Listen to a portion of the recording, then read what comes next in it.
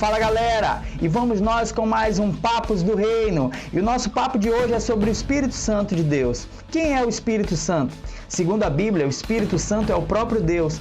E a promessa da vinda do Espírito Santo foi feita por Jesus desde quando Jesus começou a pregar o Evangelho a seus discípulos. João capítulo 14, a partir do versículo 15, diz o seguinte: Se me amais, guardareis os meus mandamentos, e eu rogarei ao Pai, e Ele vos dará outro Consolador, a fim de que esteja para sempre convosco, o Espírito da verdade que o mundo não pode receber, porque não o vê nem o conhece. Vós o conheceis, porque Ele habita convosco e estará em vós. A palavra de Deus diz que o Espírito Santo é somente para aqueles que abriram seu coração para Jesus, aqueles que se tornaram novas criaturas em Cristo Jesus. Aliás, só se tornaram novas criaturas pela presença do Espírito Santo de Deus. Todos nós temos um DNA que prova que nós somos filhos de nosso pai, que somos filhos de nossa mãe. Com Deus funciona da mesma forma. O que é aquilo que atesta que nós somos filhos de Deus? É a presença do Espírito Santo de Deus. É o próprio Deus morando dentro dos seus filhos. E quando nós andamos na rua, quando nós falamos, quando nós nos movemos, quer seja onde estivermos, as pessoas vão olhar para nós e sabemos que somos filhos de Deus porque somos capazes de ser a diferença onde estamos, não por nós mesmos, não por nossa justiça, não por nossas palavras, mas pela presença do Espírito Santo de Deus, da vida do próprio Deus em nós.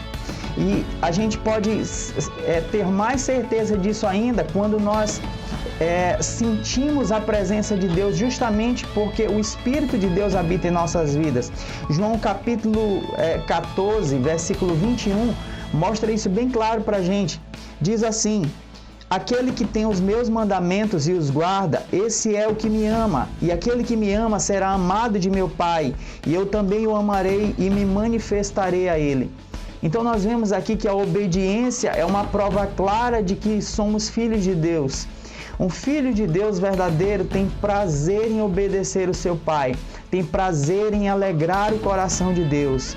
E a promessa de Jesus Cristo é que não só o Espírito Santo, mas Deus, Jesus mesmo, teriam a alegria de morar dentro dessa pessoa. No versículo 23, ele diz: Respondeu Jesus: Se alguém me ama, guardará a minha palavra, e meu Pai o amará, e viremos para ele e faremos nele morada. O grande propósito de Deus sempre foi habitar junto do homem, habitar em intimidade com o homem. Quando nós vemos lá no Éden, Deus tinha prazer em todos os dias, ao cair da tarde, estar ali presente com Adão, com Eva, compartilhando as coisas do reino de Deus com eles, mas infelizmente o pecado fez essa separação entre Deus e os homens. E daí em diante, Deus não desistiu desse projeto de aproximar o homem novamente. E foi por isso que Jesus morreu por nós. E a presença do Espírito Santo é aquilo que nos aproxima de Deus novamente. É o próprio Criador, não só estando perto, não só estando no meio do seu povo, mas habitando dentro daqueles que são seus. Então, se você é um filho de Deus, você tem essa alegria no seu coração. A oração de Jesus era bem propositalmente feita a respeito disso, a respeito de que os filhos de Deus fossem guardados no mundo. Quando nós falamos a respeito do mundo, simplesmente não é o planeta Terra que é nosso inimigo, não é o planeta Terra que é inimigo de Deus, não é a natureza. O mundo é simplesmente esse sistema ideológico, filosófico e de atitude que vai contra as coisas de Deus, que vai contra o reino de Deus. A oração de Jesus, no capítulo 17, versículo 9, diz assim: É por eles que eu rogo, não rogo pelo mundo, mas por aqueles que me deste, porque são seus.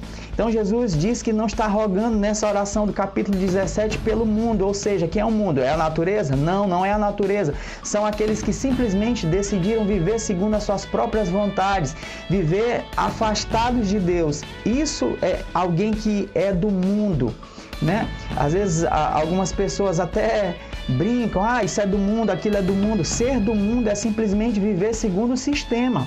Isso é viver segundo o mundo. E no versículo 14 ele diz o seguinte: Eu lhes tenho dado a tua palavra e o mundo os odiou, porque eles não são do mundo, como também eu não sou. Jesus Cristo, as atitudes de Jesus Cristo, todos os passos de Jesus Cristo mostravam claramente para os seus discípulos que ele não compactuava com as obras das trevas. E não há nada mais lógico que os filhos da luz também não compactuem. Ou seja, não se dobrem à vontade, à influência do mundo. E é assim que nós seremos conhecidos como filhos de Deus. Perceba que ele diz que o mundo os odiou, porque a eles foi dada a palavra, aos filhos de Deus foi dada a palavra. Porque simplesmente o mundo vive em trevas. E os filhos da luz foram trazidos para a verdade, para as claras.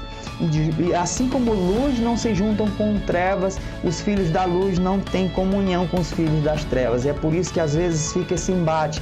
Mas a grande promessa de Deus é, independente de onde nós viemos, Jesus Cristo quer nos fazer filhos da luz. Ele quer fazer com que o seu Espírito Santo habite dentro de nós e nos cele como os filhos de Deus, para naquele grande dia em que Jesus voltar, o nosso Pai, o nosso Deus, possa olhar e saber claramente quem são os seus e claramente quem são os do mundo. Você vai ler isso lá em Mateus capítulo 24 e isso vai ficar bem claro. Dê uma lidinha lá e pense sobre isso e até mais com mais um Papos do Reino.